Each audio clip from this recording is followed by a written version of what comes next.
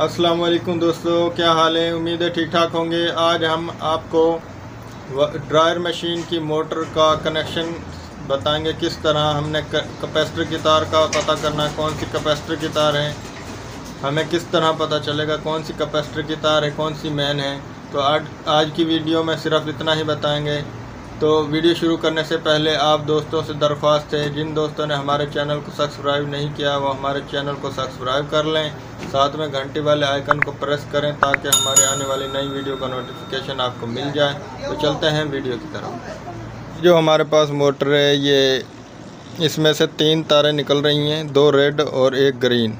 तो हम चेक करके बताते हैं किस तरह आपको कि ये कैपेसिटर की कौन कौन सी तारें हैं। इन दोनों में फुल चल रहा है। जिन तारों में बल्ब कम चलेगा वो कैपेसिटर की तारें होंगी। ये दो रेड तारें हैं, इनमें कम चल रहा है, इनमें फुल चल रहा है, ये देखें। तो इसका मकसद ये है, ये जो 2 तारें हैं ये कैपेसिटर की तारें हैं और जो ये ग्रीन वाली है ये मेन है। अब हम आपको कैपेसिटर लगाकर चलाकर चेक करवाते हैं।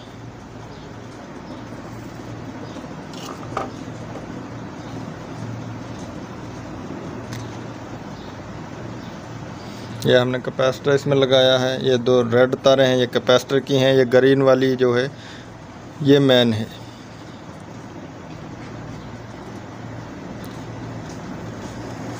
ये देखें मोटर चल गई है। ये हम दूसरी रेड वाली तार में भी लगाएंगे। ये देखें, ये दूसरी साइड पर चल गई है। तो दोस्तों वीडियो कैसी लगी कमेंट में हमें ज़रूर बताएं। तो मिलते हैं नेक्स्ट वीडियो।